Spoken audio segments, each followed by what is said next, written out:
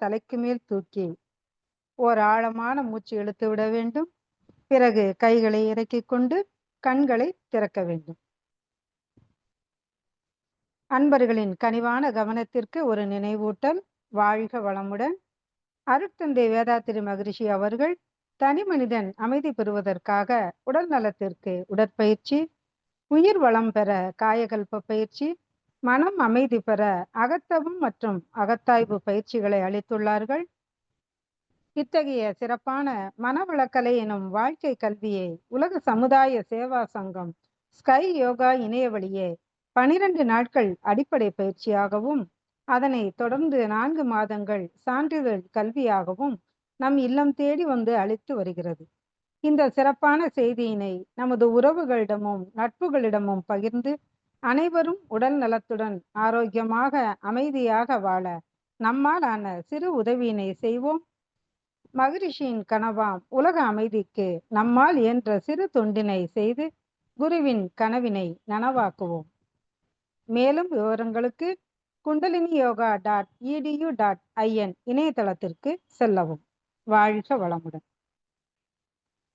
தவத்தினை தொடர்ந்து ஜீவகாந்த வரவு செலவு என்ற தலைப்பில் சிறப்பான சிந்தனை விருந்து வழங்க பேராசிரியர் அருள்நிதி மஞ்சுபாய் வாலா அம்மா அவர்களை அன்புடன் அழைத்து அமர்கிறோம். வாழ்க வளமுடன் அம்மா. வாழ்க வளமுடன் அம்மா. இன்று நமக்கு சிறப்பானதொரு பஞ்சபூத நவக்கிரக தவத்தை மகரிஷியின் குரலில் வழிநடத்தி கொடுத்த பேராசிரியர் அருள்நிதி கலைச்செல்வி மாரிமுத்து அம்மா அவர்கள் வாழ்க வளமுடன். அவர் தம் அன்பு குடும்பம் அருட்பேராற்றல் கருணையினால் உடல் நலம், நீலாயுள், நிறை செல்வம், உயர் புகழ், மெய்ஞானம் ஓங்கி வாழ்க வளமுடன், வாழ்க வளமுடன், வாழ்க வளமுடன். வாழ்க வையகம், வாழ்க வையகம், வாழ்க வளமுடன். குரு வாழ்க, குருவே துணை. இணையத்தில் இணைந்திருக்கும் அனைத்து அன்பு உள்ளங்களுக்கும் இனிய மாலை வணக்கங்களும் வாழ்க வளமுடன் என்ற வாழ்த்துக்களையும் பணியுடன் தெரிவித்துக் கொள்கிறேன். சிந்தனையை, உடல் நலத்தை சீரமைத்து உய்வித்த குருவே வாழ்க, குருவே துணை. இன்னைக்கு நாம ஜீவகாந்த வரவு செலவு அப்படிங்கிறத பத்தி தான், அந்த தலைப்புல தான் நாம இன்னைக்கு சிந்திக்க போறோம். கவியரசு கண்ணதாசன் அவர்களுடைய பழைய திரைப்படத்துல ஒரு பாடல் நம்ம கேட்டிருப்போம். வரவு எட்டனா, செலவு பத்தனா, அதிகம் ரெண்டனா, கடைசியில் துந்தனா அப்படின்னு அந்த பாடலை நம்ம கேட்டிருப்போம். இதுல துந்தனா அப்படிங்கிறது ஒரு இசைக்கருவி. அந்த இசைக்கருவியை பயன்படுத்தி பாட்டு பாடி உணவுக்காக கையேந்தும் நிலை இருந்ததுன்னு சொல்றாங்க. ஒரு மனிதன் தன்னோட குடும்ப வாழ்க்கையை நடத்துறதுக்கு வரவு எட்டனாவா இருந்து செலவு பத்தனாவா இருந்தா, அதாவது வரவுக்கு அதிகமா செலவு இருந்தா கடைசியில இப்படி மத்தவங்க கிட்ட கையேந்திர நிலை வரும்னு தான் இந்த பாடல்ல உணர்த்திருக்காங்க. ஒரு தனி மனிதன் வாழ்க்கையை நடத்துவதற்கு வருமானம் எவ்வளவு முக்கியமோ அதை போல நம்ம உடலையும் மனதையும் இயக்குவதற்கு ஜீவகாந்தம் அப்படிங்கிற சக்தி ரொம்ப முக்கியம்.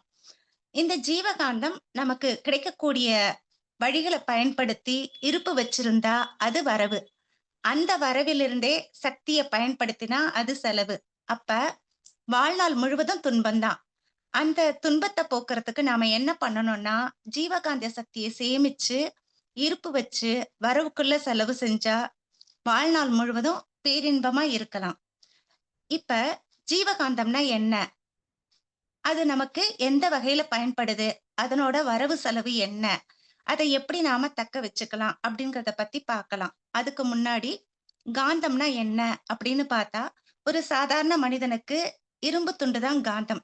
அதுக்கு ஈர்ப்பு ஆற்றல் உண்டு அப்படின்னு தெரியுமே தவிர அதுக்கு மேல வேற எதுவும் தெரியாது. ஆனா இந்த காந்தம் தான் நம்ம உடல் முழுவதும் இருக்கு. அதுதான் இந்த உடலையும் மனதையும் இயக்குதுன்னு யாருக்கும் தெரியாது. இப்ப இந்த காந்தம் நம்ம கிட்ட இருக்குது அப்படிங்கிறத நாம எப்படி தெரிஞ்சுக்கலாம் அப்படின்னா, நம்மளோட 2 கைகளையும் தள்ளி வச்சு கிட்ட கொண்டு போனா ஒரு ஈர்ப்பு தெரியும். இதுதான் காந்தம். இதுதான் நம்ம உடலுக்குள்ளேயும் இருக்கு. இத நமக்கு காயக்கல்ப பயிற்சியில சொல்லி கொடுத்திருப்பாங்க. இப்படி நம்ம உடலுக்குள்ளேயே அந்த காந்தம் இருக்கிறதால அதை ஜீவகாந்தம்னு சொல்றோம். இந்த ஜீவனை விட்டு வெளியில இந்த பிரபஞ்சம் முழுவதும் நிரம்பி இருந்தா அதை வான்காந்தம்னு சொல்றோம். இப்படி காந்தம் இல்லாத இடமே இல்லைன்னு சொல்லலாம். காந்தம்னாலே அது ஒரு அலைதான். காந்தத்துக்கு மோதுதல், சிதறுதல், பிரதிபலித்தல், ஊடுருவுதல், ஊடாடுதல் அப்படிங்கிற 5 தன்மைகளோட காந்தம் வந்து இயங்கிட்டு இருக்கு. இந்த காந்தம் நம்ம உடல்ல சக்தியா ஓடிக்கிட்டு இருக்கு. அதே போல எல்லா உயிரினங்கள்லயும் இந்த ஜீவகாந்தம் அழுத்தம், ஒளி, சுவை, மணமாக தன்மாற்றமாகி 5 புலன்கள்லயும் இயங்கிட்டு இருக்கு. இந்த 5 உணர்வுகளையும் உயிரினங்கள் தன்னுடைய 5 புலன்களால உணர்ந்து கொள்ளுது. உயிரினங்கள் மட்டுமல்லாம ஓரறிவு தாவரமும் காந்தத்தின் தன்மாற்றத்த உணர்ந்துக்குது. அது எப்படின்னா, வெளிநாடுகள்ல வந்து பாலிகிராஃப்ட்ன்னு ஒரு டெஸ்ட் இருக்கு. ஒரு நீதிமன்றத்துல ஒரு குற்றவாளி உண்மைய பேசுறானா, பொய் பேசுறானா அப்படின்னு தெரிஞ்சுக்கிறதுக்காக பயன்படுத்தப்பட்ட ஒரு மெஷின் தான் அது. அந்த மெஷின ஒரு சயின்டிஸ்ட் அவரோட ஓய்வு காலங்கள்ல அவர் வீட்ல வளர்ற செடியோட பேசுறதுக்காக அந்த மெஷின வந்து பயன்படுத்தியிருக்காரு. அப்ப தோட்டத்துல இருக்கிற ஒரு செடி, எனக்கு தண்ணி கொஞ்சம் கம்மியா இருக்குன்னு பதிவு செஞ்சா, உடனே அவர் வந்து தண்ணி விடுவாராம். இன்னொரு செடி எனக்கு வெயில் ரொம்ப கம்மியா இருக்குன்னு பதிவானா, செடிய வெயில்ல தூக்கி எடுத்து வைப்பாராம். இப்படி தன்னோட ஓய்வு காலத்த என்ஜாய் பண்ணிட்டு இருந்த விஞ்ஞானிக்கு, ஒரு நாள் அவர பார்க்கறதுக்காக அவரோட ஆராய்ச்சி கூடத்துக்கு கனடா நாட்டைச் சேர்ந்த அவரோட நண்பர் ஒருத்தர் வந்து வராரு. அப்படி அவர் வந்து அந்த நண்பர் உள்ள வந்த உடனே என்ன ஆகுதுன்னா, அந்த மெஷின்ல வந்து என்ன பதிவாகுதுன்னா, எல்லா செடியும் வந்து மயங்கி போச்சு அப்படின்னு பதிவாகி இருக்கு. ஏன் எல்லா செடியும் மயங்கி போச்சு அப்படின்னு ஆராய்ச்சி பண்ணிக்கிட்டே வந்த சயின்டிஸ்ட் என்ன பண்றாரு, அவரோட நண்பர்கிட்ட பேசிக்கிட்டே, "நீ என்ன வேலை பார்க்குற?" அப்படின்னு கேட்கிறாரு. அதுக்கு அந்த நண்பர் வந்து, "நான் கொஞ்ச நாளா வந்து மூலிகை செடிகள பறிச்சு, அத எரிச்சு சாம்பலாக்கி மருந்து தயாரிக்கிற வேலைய பார்க்குறேன்" அப்படின்னு சொல்லியிருக்காரு. அவர் என்ன வேலை பண்றாரோ, அது அவரோட காந்தத்துல பதிஞ்சிருக்கு. அந்த நண்பர் வந்து அறைக்குள்ள வந்த உடனே, அவரோட காந்தம் அந்த செடிகள் மேல மோதியிருக்கு. செடிகள் மேல அவரோட காந்தம் பட்ட உடனே, அந்த செடிகள் எல்லாம் என்ன நெனச்சிருக்குன்னா, இவர் நம்மள பறிச்சு மருந்து தயாரிச்சுட்டா என்ன பண்றது? நாமெல்லாம் செத்து போயிடுவோமே! அப்படின்னு நெனச்சு, அவர் பறிக்காம இருக்கிறதுக்காக, அந்த செடிகள் எல்லாமே மயங்கி போன மாதிரி நடிச்சுது அப்படின்னு இந்த ஒரு விஷயத்த வந்து பதிவு செஞ்சிருக்காங்க. இப்படி ஓரறிவு தாவரம் கூட காந்தத்தின் தன்மைய வந்து ஃபீல் பண்ணியிருக்கு. அப்ப அதப்போல தான் மனிதனும் 5 புலன்களோட அழுத்தம், ஒளி, சுவை, மணம் அப்படிங்கிற 6வது அறிவா மனம்ங்கிற ஒரு மாபெரும் சக்திய குடுத்திருக்கிறதால, எல்லாமே வந்து ஜீவகாந்தம் தான் இயக்கிட்டு இருக்கு அப்படிங்கிறத மனிதனாலயும் உணர முடியுது. ஏன்னா, இந்த மனம் வந்து ஜீவகாந்தத்தால ஆனது தான். வான்காந்தமும், ஜீவகாந்தமும் எப்பவும் வந்து சேர்ந்தே இருக்கும். அப்ப அந்த இடத்துல மனம்ங்கிற சக்திய பயன்படுத்தி, அந்த வான்காந்தத்த வரவாக்கி, அந்த வரவையே ஜீவகாந்தமா மாத்திக்கவும் மனிதனால முடியும். ஜீவகாந்தத்துக்கு அடிப்படை என்னன்னா, உயிர்த்துகள். அந்த உயிருக்கு ஆதாரம் வித்து. அந்த வித்து தான் ஒரு உயிரை உற்பத்தி செய்யுது. இப்படி இந்த உயிர் வந்து உடல் முழுவதும் ஓடும்போது, அதிலிருந்து ஒரு அலை வருது. அந்த அலைய தான் நாம ஜீவகாந்தம் அப்படின்னு சொல்றோம். அததான் ஜீவகாந்த சக்தின்னு சொல்றோம்.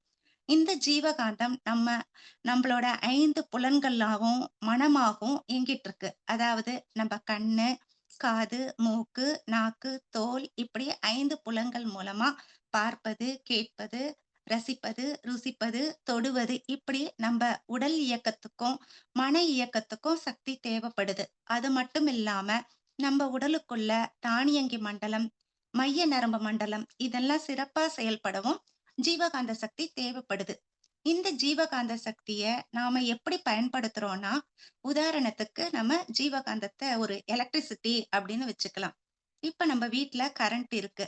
இந்த கரண்ட்ட நாம எப்படி யூஸ் பண்றோம்? ஃபேனு, ஃப்ரிட்ஜு, கிரைண்டர், மிக்ஸி, ஏசின்னு இப்படி நம்ம என்ன பண்றோம்? நமக்கு எங்கெல்லாம் தேவை இருக்கோ, அங்க ஸ்விட்ச் போட்ட உடனே அதுக்குள்ள கரண்ட் பாஸ் ஆகி அதனோட பயன்பாட்ட குடுக்குது. ஃபேன்லேருந்து காத்து வருது. ஃப்ரிட்ஜ் நம்ம உணவு பொருள ஸ்டோரேஜ் பண்றதுக்கு யூஸ் ஆகுது.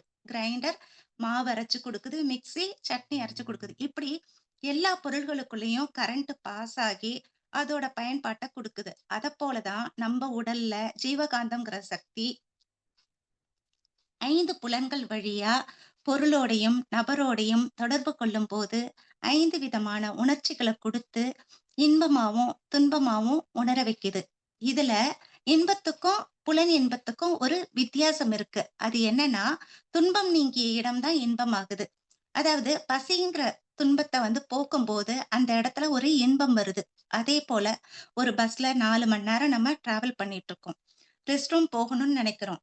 போக முடியல. ஆனா வீட்டுக்கு வந்த உடனே அந்த துன்பத்த போக்கும்போது, அது இன்பமா இருக்குது.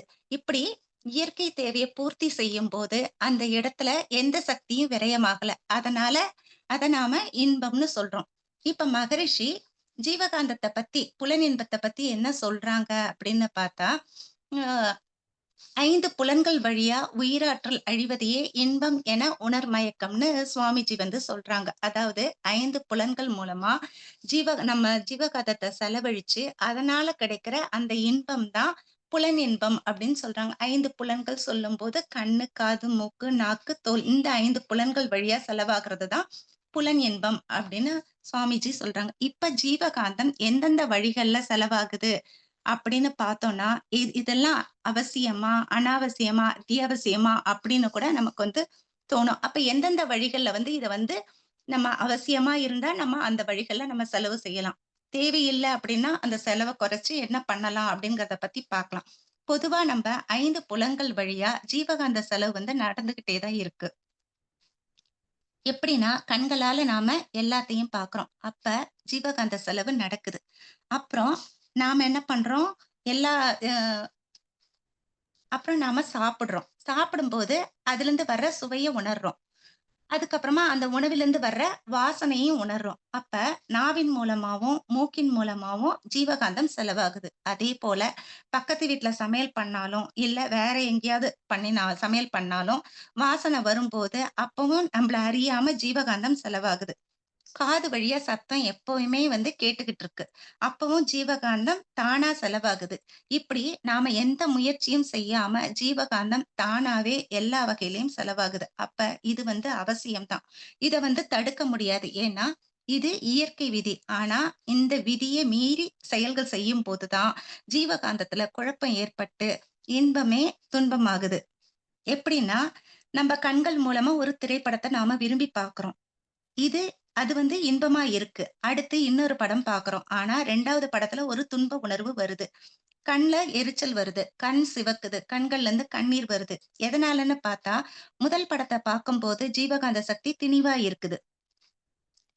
அந்த சக்திய செலவழிச்சு படத்த பார்த்தோம். ஆனா, 2வது படத்துல நம்ம கிட்ட ஜீவகாந்த சக்தி குறைஞ்சிடுது. இருப்பு இல்ல. அதனால தான் முதல் படத்துல பார்த்த இன்பம் 2வது படத்துல கிடைக்கல. அதேபோல ஒரு லட்டு சாப்பிடுறோம். இன்பமா இருக்கு. 2வது லட்டு சாப்பிடுறோம். அப்பவும் இன்பமா இருக்கு. ஆனா 3வது, 4வது லட்டு குடுத்தா, இப்ப என்ன பண்றோம்? கஷ்டப்பட்டு சாப்பிடுறோம். அப்ப அந்த இடத்துல இன்பம் இல்ல. அதுவே 5வது ஒரு லட்டு குடுத்தா நமக்கு குமட்டல் வந்துரும். எது இன்பத்த தந்ததோ, அதுவே துன்பமா மாறுது. அப்ப இந்த குறை லட்டுலா, இல்லன்னா நம்ம நாவிலா அப்படின்னு பார்த்தா, எது இன்பத்த தந்ததோ, அதுவே துன்பத்தையும் தருது. அப்ப இதுக்கெல்லாம் என்ன காரணம் அப்படின்னா, நம்ம ஜீவகாந்த சக்திய நம்ம ஜீவகாந்த சக்தி செலவாகும்போது, இருப்பு குறைந்து அதுவே துன்பத்த தருது. அதுபோல தான் மத்த 3 புலன்களும் நம்மகிட்ட இருக்கிற சக்திய செலவழிச்சு தான் நாம இன்பத்தையும், துன்பத்தையும் உணர்றோம். இங்க ஜீவகாந்தம் தேவையில்லாம அனாவசியமா நாம முயற்சி பண்ணி செலவு பண்றோம். அப்ப இது அனாவசியமான செலவு. இத நம்ம தடுக்கலாம். அப்ப இத மகரிஷி என்ன சொல்றாங்க அப்படின்னா, "இன்பத்தின் அளவு முறை மீற மாற ஏற்படும் ஓர் பொருத்தமில்லா உணர்ச்சியே துன்பமாகும்" அப்படின்னு சொல்றாங்க. இதுக்கு உதாரணத்துக்கு நம்ம பார்த்தோம்னா, ஒரு டேங்க் எடுத்துக்கலாம். அந்த ஒரு டேங்க் எடுத்துக்கிட்டோம்னா, அந்த டேங்க் ஃபுல்லா தண்ணி இருக்கு. அதுல 5 டேப் இருக்கு. ஒரு டேப் கிச்சன் யூஸ், ஒரு டேப் பாத்ரூம் யூஸ், இன்னொன்னு ம் அ கார்டன் யூஸ், இன்னொரு டேப் கார் வாஷ், இன்னொன்னு ஜெனரல் யூஸ் அப்படின்னு சொல்லிட்டு ஒரு 5 டேப் அந்த டேங்க்ல ஃபிக்ஸ் பண்ணியிருக்குன்னு வச்சுக்கலாம். இப்படி 5 பக்கமும் ஒரே நேரத்துல என்ன பண்றோம், ஒரே சமயத்துல 5 டேப்பையும் ஒரே சமயத்துல திறந்து விட்டா, தண்ணி மொத்தமும் வெளியில போயி சீக்கிரமா டேங்க் காலியாயிடும். அப்ப தேவைக்கு தண்ணி இருக்காது. அப்ப நாம என்ன செய்யணும் அப்படின்னா, எங்க தண்ணியோட தேவை இருக்கோ, அங்க அது அது வந்து பாத்ரூம் யூஸா இருக்கலாம், இல்லன்னா கிச்சன் யூஸாவும் இருக்கலாம். எங்க தேவைப்படுதோ அந்த இடத்துல மட்டும் டேப்ப திறந்து நம்ம தண்ணிய பயன்படுத்துறோம். மத்த 4 டேப்பையும் க்ளோஸ் பண்ணி வைக்கணும். அப்ப தண்ணி வந்து டேங்க்ல சேமிக்கப்பட்டிருக்கும். அப்ப இப்படிதான் வந்து ஜீவகாந்தம் வந்து 5 புலன்கள் வழியாவும் நம்ம அ விரயம் பண்ணிக்கிட்டு இருந்தோம் அப்படின்னா, இருப்புல இருக்காது. அப்ப அதனால என்ன ஆகும் அப்படின்னா, பல பிரச்சனைகள்லாம் வரும். அதுக்கு இன்னொரு ஒரு உதாரணம் சொல்லணும் அப்படின்னா, நம்ம மொபைல் ஃபோனே எடுத்துக்கிட்டா கூட, மொபைல் ஃபோன்ல 100% நம்ம வந்து சார்ஜ் போட்டு வைக்கிறோம். என்ன பண்றோம்? அது வந்து Facebook, WhatsApp, Instaன்னு நம்ம இப்படி பல வழிகள்லயும் ஃபோன பயன்படுத்துறோம். அப்படி பயன்படுத்தும்போது, ஃபோன்ல சார்ஜ் வந்து சீக்கிரமே காலியாகி என்ன ஆயிடும்? 20%ல வரும்போது புவர் சார்ஜ்ன்னு நமக்கு ஒரு சிக்னல் வந்துரும்.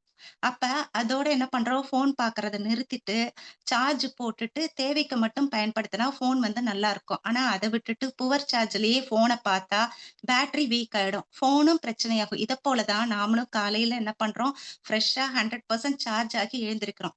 நம்ம என்ன பண்றோம்? நம்மளோட அன்றாட வேலைகள் எல்லாமே சமைக்கிறோம், சாப்பிடுறோம், வேலைக்கு போறோம். அது மட்டும் இல்லாம எத்தனையோ வேலைகள் இருக்கு. எல்லாத்த பத்தியும் யோசிக்கிறோம், எல்லாத்த பத்தியும் நினைக்கிறோம். இப்படியே நம்ம ஜீவகாந்தம் உடல் இயக்கத்துக்கும், மன இயக்கத்துக்கும் அதிகப்படியான ஆற்றல இருப்புலருந்து கொடுத்து செலவாக்கும் போது, ஜீவகாந்த சக்தி என்ன ஆகும்னா, அந்த சார்ஜ் மொபைல் ஃபோன்ல இருக்கிற மாரி புவர் சார்ஜ் அதுல வந்துரும். அப்படி வரும்போது நமக்கு என்ன ஆகும் அப்படின்னா, சோர்வு வரும், ரெஸ்ட் வரும். அந்த நேரத்துல நாம அப்படி இல்லாம, தொடர்ந்து நம்ம ரெஸ்ட் எடுக்காம, தொடர்ந்து நம்ம உடலுக்கும், மனதுக்கும் வேலை குடுத்தா, என்ன ஆகும் அப்படின்னா, ஜீவகாந்த சக்தி நம்முடைய உடல்ல 3 ஓட்டங்கள்ல பிரச்சனை வரும்.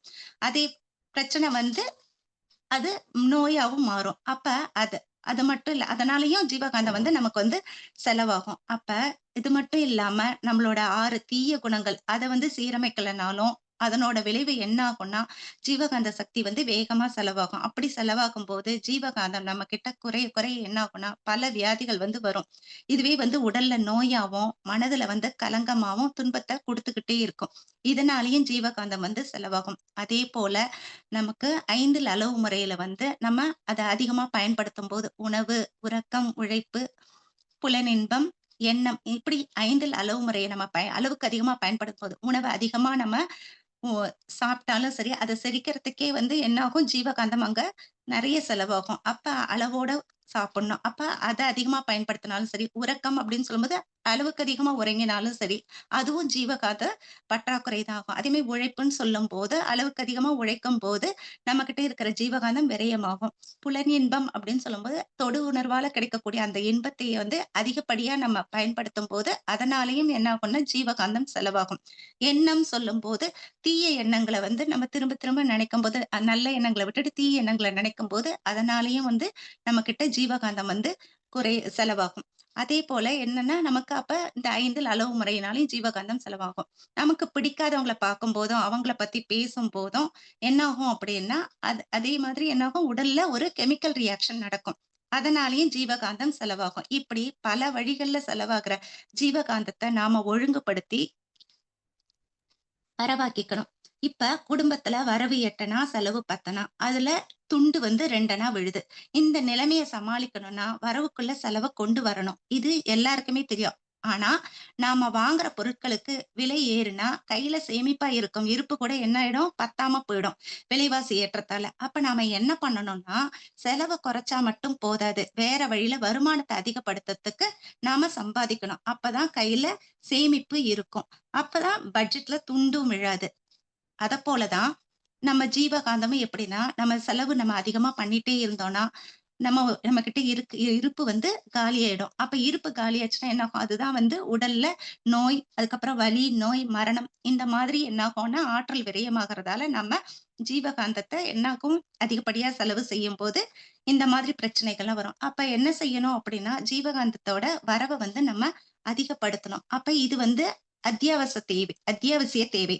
எந்தெந்த வழிகள்லாம் நமக்கு வந்து ஜீவகாந்த வரவு வந்து நமக்கு இருக்கு அப்படின்னு பார்த்தா, நமக்கு நம்ம சாப்பிடுற உணவுலருந்து நமக்கு ஜீவகாந்தம் கிடைக்குது. அதே மாதிரி நீரிலிருந்தும் நமக்கு வந்து ஜீவகாந்த வரவு கிடைக்குது. அதே மாரி கோள்களின் கதிர்வீச்சிலிருந்தும், பூமியின் மையப்பகுதியிலிருந்தும் நமக்கு ஜீவகாந்தம் வரவா கிடைக்குது. அதேபோல ஒருத்தர் வாழ்த்தும்போது காந்தம் வந்து சிதறுது, மோதுது. அப்பவும் நமக்கு என்ன ஆகுது அப்படின்னா, ஜீவகாந்தம் வந்து வரவு நமக்கு கிடைக்குது. அதுக்கப்புறம் நாம தவம் பண்றோம். அகத்தவம், அகத்தாய்வு, மௌனம் இதெல்லாம் வந்து நம்ம பண்ணும்போது ஜீவகாந்தம் நம்ம கிட்டக்க அபரிமிதமா கிடைக்கும். அதே போல கண்ணாடி பயிற்சி, தீப பயிற்சி இந்த பயிற்சிகள் எல்லாம் நாம செய்யும்போது இந்த பயிற்சிகள் எல்லாம் நாம செய்யும்போது, ஜீவகாந்தத்த நம்ம வரவாக்கி வச்சுக்க முடியும். அப்ப ஆற்றல் நமக்கு ஜீவகாந்த செலவு குறைஞ்சு ஆற்றல் சேமிக்கப்படும். அதுக்கப்புறம் நம்ம உடற்பயிற்சியில கண்கள மூடி பயிற்சி செய்யும்போது காந்தம் சேமிக்கப்படுது. ஏன்னா, கண்கள் மூலமா வெளியேறக்கூடிய காந்தம் 83% தடுக்கப்பட்டு ஆற்றல் சேமிக்கப்படுது. அதேபோல நம்ம பயிற்சியில கைகள குவிச்சும், மனத குவிச்சும் நம்ம உடற்பயிற்சி பண்றோம். அப்படி பண்ணும்போது, அத உடற்பயிற்சிய உடல் தவமாவே செய்யும்போது, என்ன ஆகுதுன்னா, காந்தம் சேமிக்கப்பட்டு, அந்த அது வரவா நம்ம வச்சுக்க முடியும். அதே மாதிரி காயகல்ப பயிற்சியிலயும், நம்ம அந்த பயிற்சிய செய்யும்போது, வித்து தூய்மையாகுது. வித்து தூய்மையானாலே உயிர்த்துகள் அதிகமாகும். உயிர்த்துகள் அதிகமான ஜீவகாந்தம் தூய்மையா இருக்கும். ஜீவகாந்தம் நல்லா இருந்தாலே மனம் நல்லா இருக்கும். அப்ப இதனாலேயும் நமக்கு பார்த்தோம் அப்படின்னா, ஜீவகாந்த வரவு நமக்கு அதிகமாவே இருக்கும். 6 தீய குணங்களும் நற்குணங்களா மாறும்போது, ஜீவகாந்தத்துல இருப்பு வைக்கப்படுது. அதே மாதிரி 5 அளவு முறையில நம்ம உணவு, உறக்கம், உழைப்பு